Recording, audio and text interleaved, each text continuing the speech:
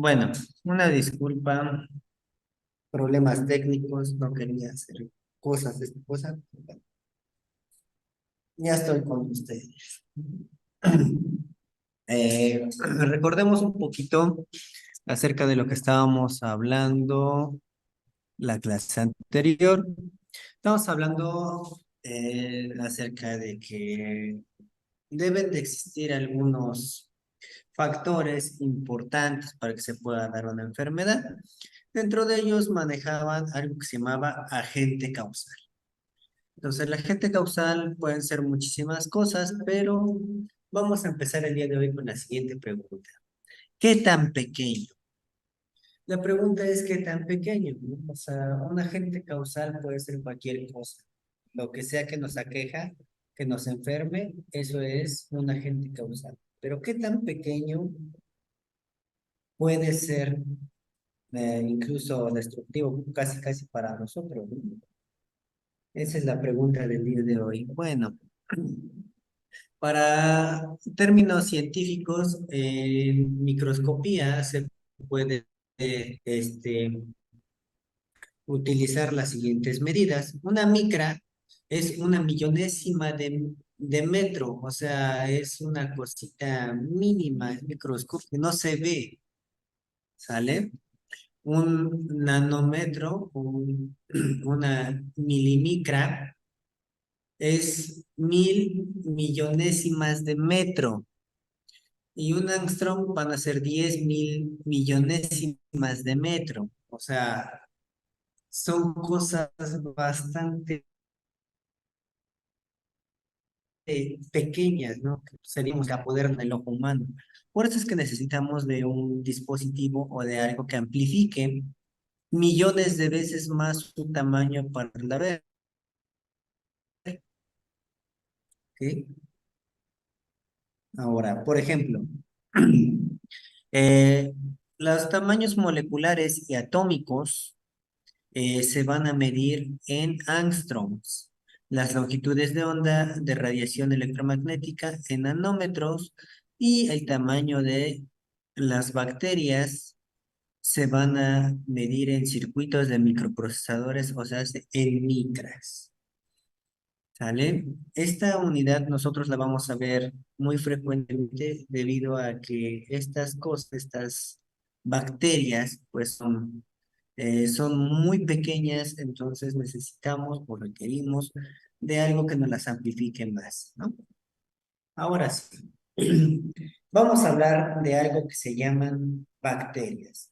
A partir de estos momentos están entrando ustedes directamente al plano de la microbiología, ya como tal. ¿Sale? Entonces recordemos que la microbiología no solo es el estudio de las bacterias, sino también vamos a ver virus, hongos, parásitos y algunos que otros artrópodos que son capaces de producirnos enfermedades que incluso pueden ser mortales. Estas imágenes que vemos acá son imágenes tomadas con algunos microscopios bastante sofisticados que valdrían millones y millones de pesos y pues no nos alcanzaría para ni pagando todo lo de la carrera para comprar uno de estos. Entonces, aunque sea en una imagen, se las mostramos, ¿no? Estas son tinciones especiales, son imágenes en tercera dimensión, son imágenes muy sofisticadas que nos pueden mostrar en realidad la forma, la estructura y sobre todo cómo son las bacterias. Ahora, por definición, ¿qué cosa es una bacteria? Pues son organismos únicos, o sea, son una sola célula.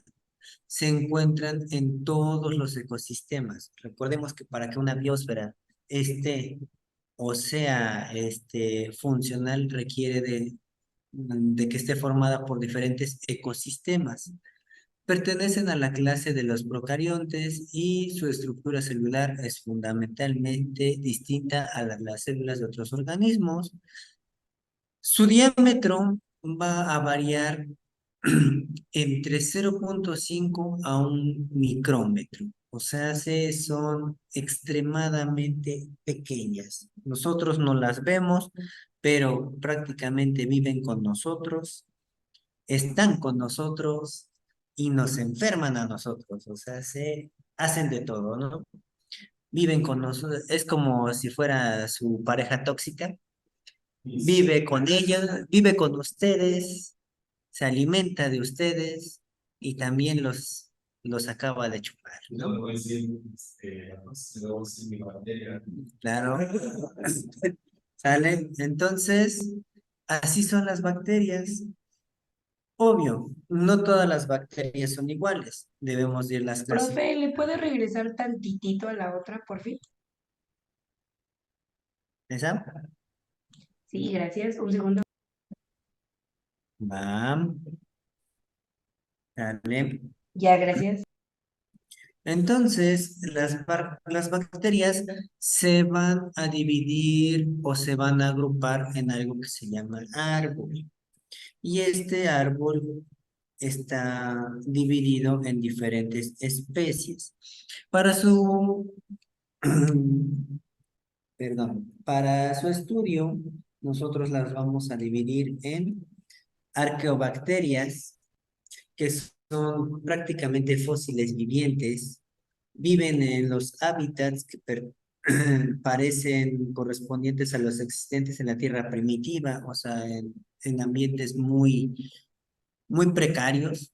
Por ejemplo, en ambientes termales donde se alcanzan temperaturas por encima del punto de ebullición del agua. Un ejemplo de estas es el Pyrococcus furiosus, cuya temperatura óptima de crecimiento es de 104 grados centígrados.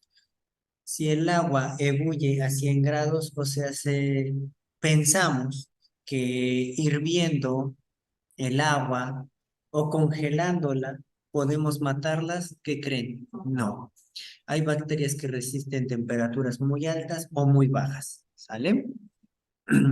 También pueden vivir en otros hábitats halófilos muy salados, por ejemplo, las halobacterias.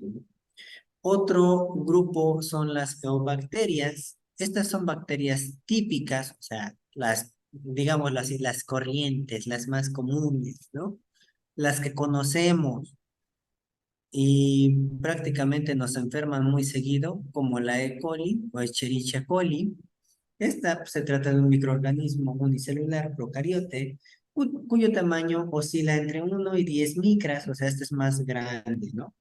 Eh, y pueden vivir en cualquier ambiente, sobre todo pueden vivir en el agua, en los alimentos, en algunos cultivos, y vamos, comemos algo sabroso y nos da diarrea, ¿no? Nos hace, estas cosas son causantes de muchas enfermedades gastrointestinales.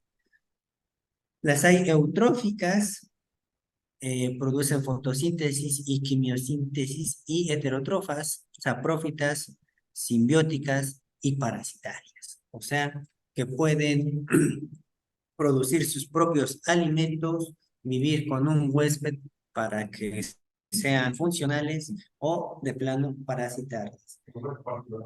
Sí. Estas son imágenes de unas arqueobacterias y de unas eubacterias. Así es como se verían con algunas tinciones especiales. Y bueno, según su forma, las podemos también clasificar. Las más comunes son cuatro formas. Una, que son los cocos, los bacilos, los vibrios y los espirilos o espiroquetas. ¿Bien? Los cocos y los bacilos, si se encuentran de una sola pieza, se llamarán así, cocos o bacilos. Otras formas también van a ser filamentos, otros son anillos casi cerrados y con prolongaciones pros- prostecas. Pero se pueden agrupar tanto los cocos como los bacilos. Y, por ejemplo, pueden hacer un diplococo, una tetrada un estafilococo o un,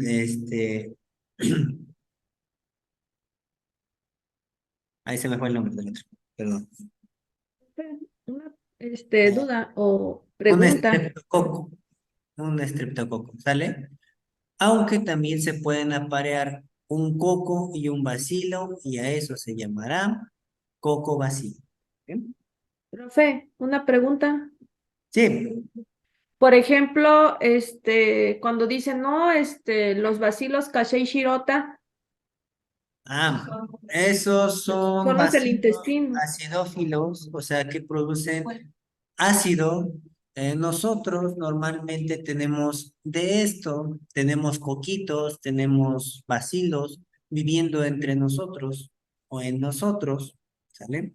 En nuestra flora normal necesitamos algunas bacterias que al estar en contacto con los alimentos empiezan a comerla y empiezan a secretar algunas sustancias, algunos gases, algunos ácidos, algunas otras cosas.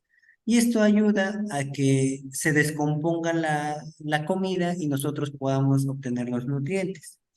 Esos bacilos Casei Shirota y bacilos no sé qué visión y que los bacilos del doctor Simio y demás que venden para que no les arda la barriga, en realidad lo único que son es que están haciendo, bueno, cultivan los bacilos que necesitamos. El problema es que los desecan para meterlos en una cápsula y se los puedan tomar o los puedan consumir, ¿no? O los echan en la leche de la famosísima marca esa con K. Tiene una K grandota, puede ser azul o roja y sabe ácida. Lo único que hacen es ahí cultivarlos, echarlos y a la hora que se los toman, pues de nuevo la flora normal se vuelve a llenar de bichitos, ¿no? Pero son bichos que requerimos. Les decía, también tenemos algunos cocos viviendo entre nosotros o con nosotros, sobre todo en la piel. Y, por ejemplo, están los estreptococos o los estafilococos, pero esos viven con nosotros, pero como la piel está íntegra, no nos daña. El problema es cuando se llega a lesionar la piel, porque ahí sí pueden entrar a una herida abierta y hacer muchas cosas feas. ¿Sí? Entonces, los cocos como características son de forma redonda, por eso se llaman cocos, ¿no? La forma de un coco, así, así, así, tal cual, así. Tienen poca relación con el exterior, viven en medios ricos en nutrientes, se transmiten por el aire principalmente, también en algunos alimentos, y muy resistentes, que quiere decir que pueden resistir temperaturas bastante elevadas o muy frías, e incluso hay algunos estreptococos o estafilococos que viven en los alimentos congelados. Todos esos alimentos del supermercado que venden, que vienen en su bolsita, que ya más los calientas y te los comes, si no están bien preparados, pueden tener de estas cosas. Por eso es que se dan a veces las intoxicaciones alimentarias, ¿vale? Y la mayoría de cocos, más bien casi todos o todos los cocos, son patógenos. O sea, hace que nos van a producir una enfermedad. Bacilos, estos son de forma alargada, cilíndrica, son como pequeños pedacitos de manguerita o de algo extraño ahí. Y estos tienen sus nutrientes de manera más eficaz. Viven en medios pobres en nutrientes, como es el suelo o en las aguas. Son menos resistentes, pero suelen vivir con nosotros.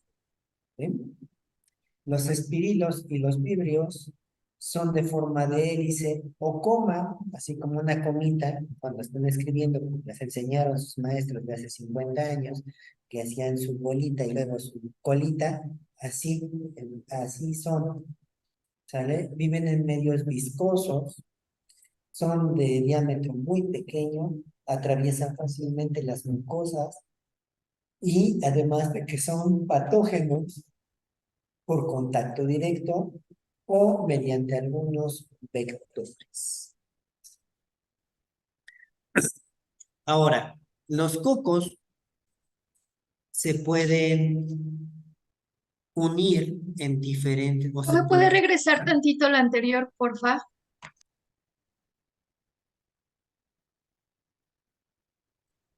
me dicen, de todas maneras se los voy a mandar, por si no logran tomar alguna anotación, se les mando. En algún momento, nomás me acuerdan de que les debo presentaciones, porque luego se me olvidan. Ya no se les olvida. ¿Vale?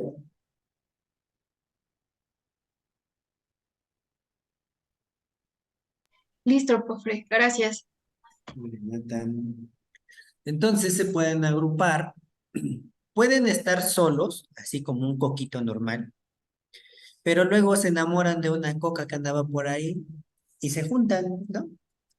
Y estos se vuelven dos, entonces hacen un diploco. Luego de no solo simulacros, sino que pues de ahí de todo un poco, pueden tener muchos hijitos y formar una cadena. Cuando están formaditos en cadena como elefantitos, uno tras otro, se llaman estreptococos, ¿vale? Pero aquí, donde dice estafilo, no le hagan caso porque ahí están bien formaditos. En realidad, los estafilococos se hacen como si fueran racimos de uva, ¿sí? En triángulo más o menos se forman. Ahí serían cuatro arriba, tres abajo, dos abajo y uno abajo, ¿no? Así, un montón arriba y van disminuyendo, se hacen como si fueran un racimo. Como racimos de uva, a ellos se les llama estafilococo. Aunque se pueden hacer como si fuera un sandwichito, ya de que tienen muchos hijitos, unos arriba, otros abajo, se echan el segundo, el tercero, cuarto piso y se forman como si fueran formas cúbicas, más o menos, formas tridimensionales. A esto se le conoce como zarcina. También se pueden formar en cuatro, ahí eh, se vuelven como swingers, y entonces quedan cuatro, y a esto se le conoce como tetrada. ¿Sí?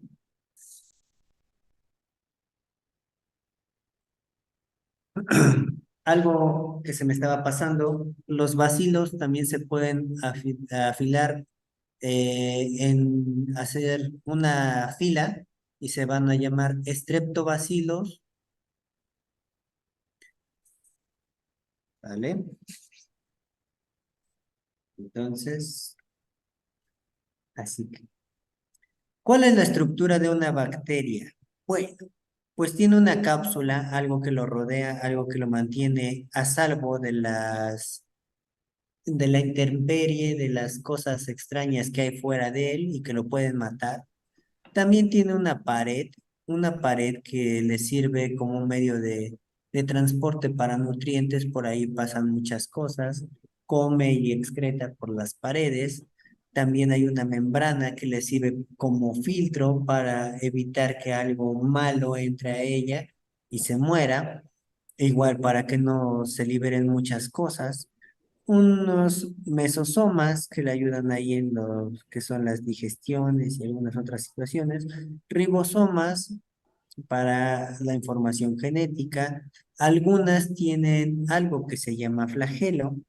El flagelo es como si fuera un látigo que tuvieran ahí una colita con la cual pueden tener movimiento y también tienen, Ángel, ven para acá. ¿para dónde? No es cierto, ¿eh? ¿Vale? Y Perdón, también, profe. no, no te preocupes, también tienen cadenas de ADN dentro de ellas, donde tienen cromosomas y tienen un genoma. También tienen otras cosas que se llaman plásmidos, que les sirven ahí como gel para mantener todos sus organelos fijos y que tengan una estructura.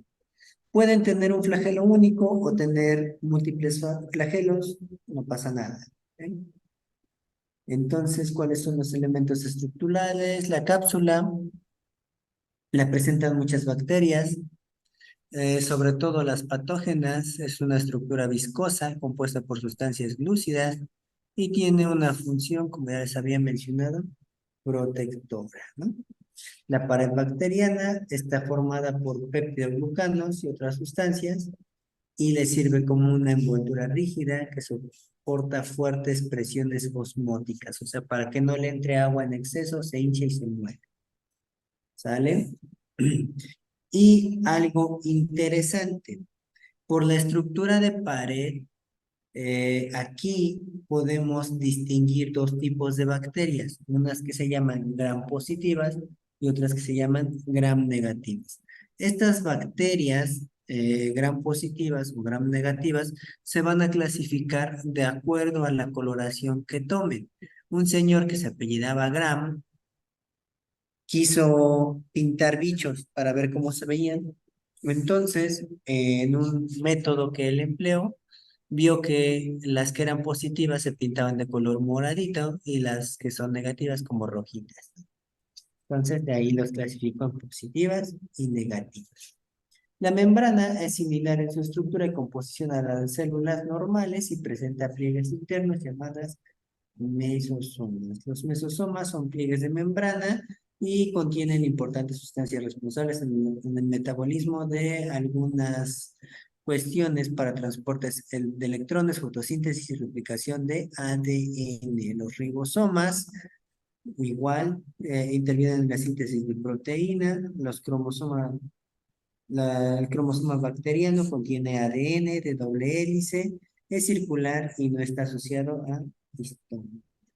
Los plásmidos son moléculas de ADN extracromosómico también circulante. Y aquí pueden servir para depósitos de sustancias de reserva y los flagelos son estructuras filamentosas con las que se mueven. Aparte de los flagelos pueden existir algo que se llaman fimbrias o pili, son como pelitos más delgados, con los cuales también se pueden movilizar, ¿no? Ahora, bacteria encapsulada. Profe, ¿le puedo regresar tantito a la otra diapositiva? Ajá.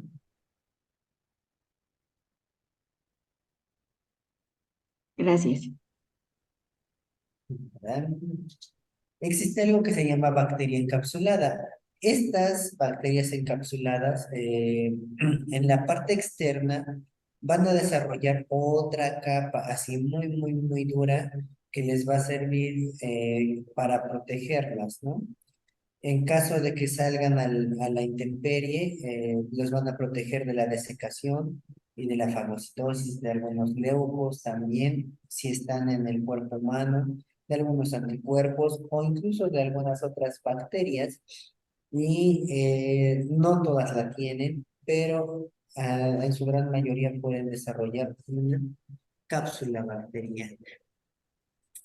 La pared bacteriana está presente en todas las bacterias y es una envoltura rígida, bla, bla, bla, ya lo explicamos. De aquí es que se dan las tinciones gram positivas o gram negativas. Este es un ejemplo. Podemos ver cómo estos puntos ahí medios extraños son Staphylococcus aureus y son gram positivos, se pintan de morado. La responsable es la pared bacteriana. Ahora, de las bacterias gram negativas, la pared externa tiene como base química un peptidoglucano que junto con el resto de los componentes va a formar una malla especial, o sea, va a ser más dura, que se llama sáculo de mureína, y esto le ayuda a conservar la forma y darle rigidez a las células bacterianas.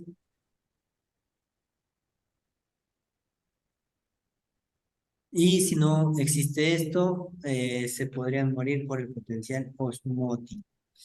Esta es una imagen en la cual vemos a una bacteria gram negativa, que es la E. coli, y podemos diferenciar los colores, ¿no? Este color es más como rojito, como rosita, así medio extraño, a diferencia del otro que era muy morado. Profe, una pregunta. Eh, Una pregunta. Ajá, Por ejemplo, en la diapositiva anterior, ¿sí la puede regresar tantito? ¿está? Por ejemplo, aquí en el gran Staphylococcus aureus, cuando trae 3 signos de más entre paréntesis, ¿qué quiere decir? ¿Cuál? 3 signos de más. O Ah, sea, en un reporte. ajá, Ah, ya, es que pues, me espantas, dije, pues, ¿dónde traes 3 signos de más? no, en un Son positivas. resultado, en un No, resultado, si ustedes mandan a hacer, por ejemplo, un cultivo, no sé, tienen una úlcera, ¿no? Ya le dieron tratamiento específico y no cede la infección. Mandan a hacer un cultivo para ver qué animalejo es, con antibiograma y toda esa visión que pueden mandar a hacer. Entonces el laboratorio les va a decir, por ejemplo, es un estafilococo aureus y esas 3 cruces que vienen quiere decir que es una cantidad muy abundante de bichos. ¿Sale? ok. Dependiendo del número de cruces, es la cantidad de animalejos que va a tener. Mientras lo máximo que puede tener son 4 cruces. Ya, pero eso ya es una infestación masiva, ¿no? O sea, hay muchísimos animales ahí, ¿vale? Por eso aparecen con crucecitas. Ok, gracias. Este es el famosísimo péptido glicano de la pared bacteriana y está formado por algunos anillos, por eso sirve como si fuera un túnel para que pasen por ahí sustancias. La pared bacteriana a continuación va a estar, Profe, le regreso a la otra, perdón. va a estar organizada la pared bacteriana como si fuera un sandwichito. Tiene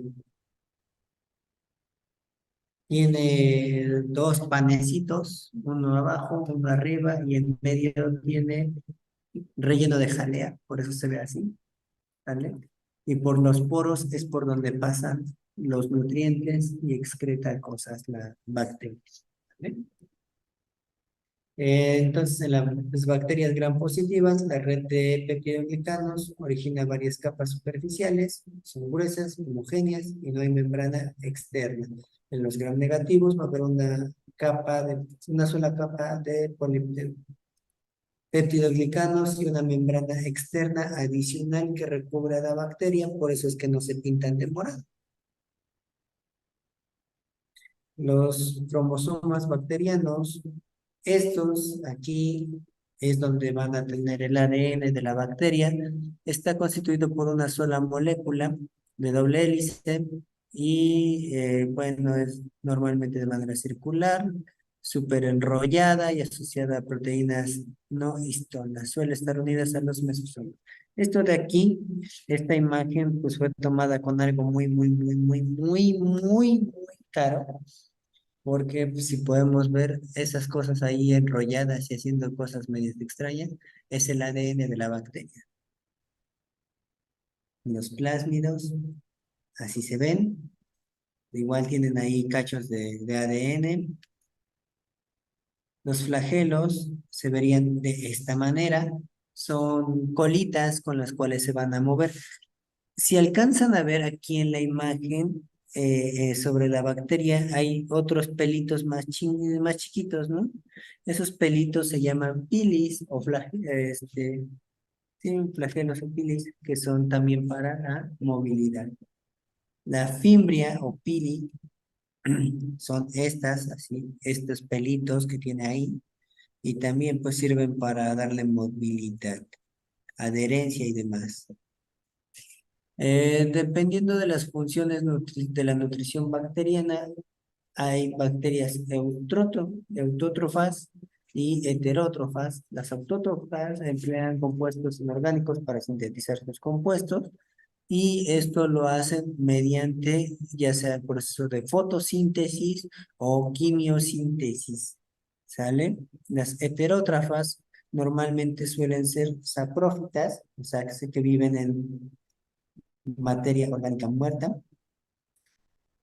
y muchas viven en relación estrecha con otros organismos. De ellas, la mayoría son comensales, o sea, se alimentan del organismo en el que viven y no causan daño, viven de manera saprófita, son algunas consideradas hasta parasitarias. Pueden producir enfermedades, pero en ocasiones pues, no las producen. Mientras no maten al huésped, pues, como para qué quieren producir enfermedad, ¿no? Y otras son simbiontes, o sea, hacen la flora bacteriana intestinal. Los simbiontes pues, viven con nosotros, nos ayudan a nosotros y nosotros les ayudamos a ellas. Viven en simbiosis. Y bueno, independientemente del tipo de nutrición, las bacterias pueden necesitar el oxígeno atmosférico, pueden ser de tipo aerobia, necesitan oxígeno para hacer sus funciones, o pueden ser bacterias anaerobias, no requieren de oxígeno, de hecho con el oxígeno se mueren. Por eso las patas diabólicas, que normalmente son originadas por Clostridium, si le metes oxígeno o una cámara hiperbárica o alguna visión de estas, o ¿qué es lo que manejas tú? Ozono, que también tiene una combinación de oxígeno y algunas mejoran porque matan a las bacterias. ¿Sale? Así es. Para algunas bacterias anaerobias, el oxígeno es altamente venenoso, ¿no? Sobre todo para las anaerobias estrictas. Por eso le echan agua oxigenada y se mueren. Y ya, no pasó nada, ¿no? Hay otras que pueden utilizar parte o no de oxígeno, o pueden vivir sin oxígeno. A eso se les conoce como anaerobias facultativas.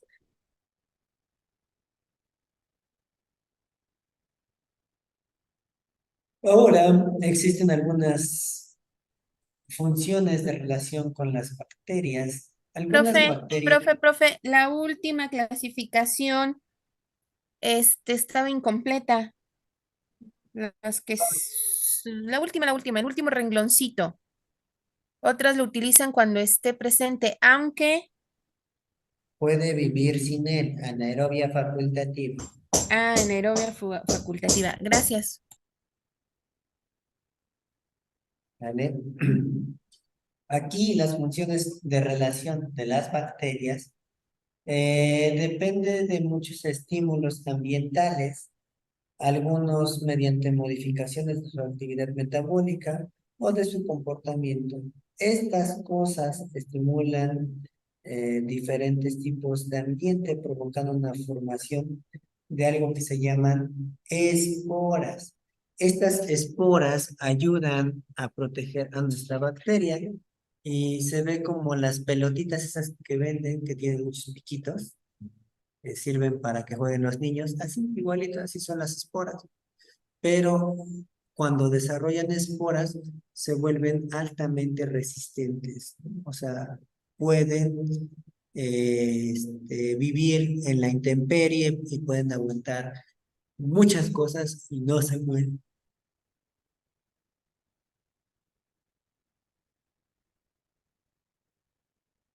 Y bueno, con estas esporas pueden vivir hasta 80 grados centígrados sin problemas. Además de que resisten algunos agentes físicos o químicos que los quieran destruir. ¿Vale? A veces hasta el jabón quirúrgico lo aguantan. Por eso es que han sacado muchas sustancias hiperoxidantes que en algún momento en algún momento de su proceso rompen la estructura de la espora y se muere, ¿no?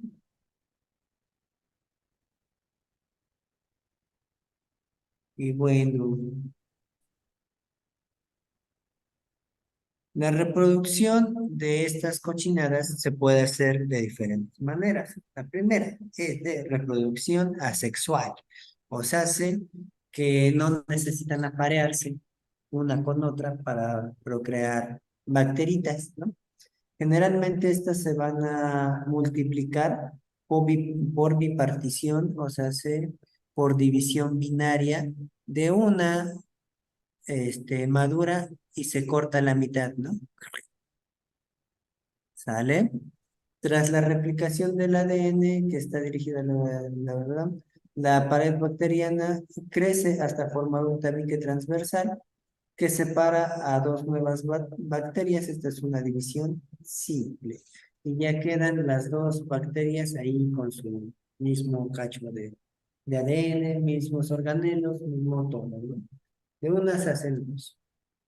Ahora, existen otros que se llaman mecanismos parasexuales. Y aquí el primero es la transformación. Consiste en el intercambio genético producido cuando una bacteria es capaz de captar fragmentos de ADN de otra bacteria que se encuentran dispersos en el medio donde vive. Solo algunas bacterias pueden ser transformadas. Las que pueden serlo se dice que son bacterias de tipo competente. O sea, hace que le roban información genética a otro bicho que anda por ahí y se transforman en una bacteria nueva, mutan las cochinadas. La otra es por conjugación, y acá el mecanismo mediante el cual la bacteria se multiplica es por medio de donación y transmite a través de las fimbrias o de las pilis el plásmido F o también un fragmento de ADN. Hagan de cuenta que se extrae un cacho de ella y se lo da al otro, así como cuando le dieron a la tóxica o al tóxico todo lo que tenían. ¿Sale? Profesor, ¿sí la puede regresar, por favor? Perdón. ¿Mande? ¿Puede regresar la diapositiva anterior, por favor? Perdón.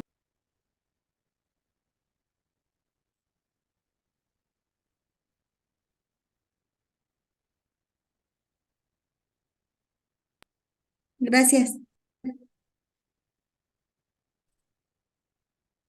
Entonces, aquí, al donarle parte de él, pues se hace el proceso de conjugación. Y ya quedan así, se hacen más bichitos, ¿no? Es la conjugación 2. Otra es por transducción, en este caso, la transferencia de material genético se pasa de una bacteria a otra, se realiza a través de virus bacteriófagos por azar, y lleva un trozo de ADN bacteriano y se muta con el virus y se transforma en esto, en un alienígeno, casi, ¿no?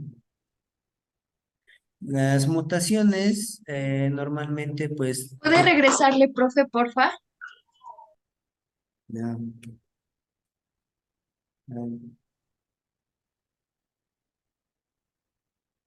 Gracias.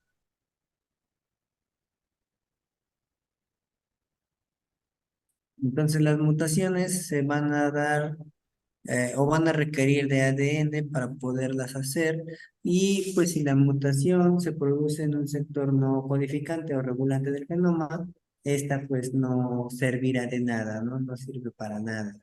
Y las mutaciones pueden ser causadas por agentes físicos, químicos o biológicos. El crecimiento bacteriano, ¿qué cosa es? Bueno, el crecimiento bacteriano tiene que ver con el tiempo que tarda en replicarse la bacteria, o sea, en dividirse, en multiplicarse. Dependiendo, si es más corto, bueno, si es mayor la división en menos tiempo, la bacteria será más dañina, causará más daños, ¿no? Y bueno, van a empezar a hacer una curva hasta van a crecer de manera exponencial, o sea, se van a dividir un montón de cochinadas de esas para hacer una meseta y después decaerán, ¿no? De esta manera infestan y matan y hacen cosas extrañas. El rezago letargo, aquí las bacterias se están adaptando a las condiciones ambientales para iniciar su crecimiento, lo que requiere de la síntesis de nuevas enzimas y proteínas específicas. En el crecimiento exponencial, aquí las bacterias se van a dividir ilimitadamente, o sea, se van a multiplicar mucho, de una se van a hacer millones, ¿no? Porque las condiciones ambientales son óptimas y así se lo permiten. En la estacionaria, el crecimiento experimenta una reducción por agotamiento de los nutrientes y van a llegar a una fase de meseta. También ya van a haber aumento en los desechos metabólicos producidos por las propias bacterias. Y finalmente, el aumento en el número de individuos detiene o se detiene por completo. Y luego comienza a disminuir, y aquí ya viene la declinación o muerte. La mortalidad de la población aumenta sostenidamente, lo que determina su extinción. Pero las bacterias son muy sabias y evitan su extinción, entonces tienen que buscar otro huésped.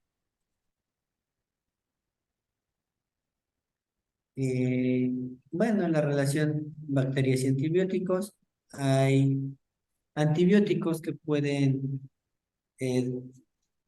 intervenir en algunos procesos metabólicos de estas cosas, y esto va a afectar a los organismos infecciosos, ¿no? Hasta llegar a un balance en la que el cuerpo pueda recobrar la salud y ya no seguirse enfermando, ¿no? Es lo que hacen. Algunos antibióticos las matan, otros solamente evitan que se sigan replicando, se sigan multiplicando, y de esta manera es como actúan los antibióticos. Aunque cabe mencionar que algunos antibióticos fueron obtenidos por algunas bacterias o por hongos o por alguna síntesis química de las bacterias, y pues de aquí hicieron algunas modificaciones para que se puedan administrar de manera oral, tópica o inyectada. Y bueno, entonces los antibióticos pueden ser de dos tipos: bactericida o bacteriostático. Si las matan, serán bactericidas, asesinos de bacterias. Y si las solamente evitan que se sigan replicando su reproducción, serían bacteriostáticos. Este es un antibiograma, así es como ya tenemos una placa con agar.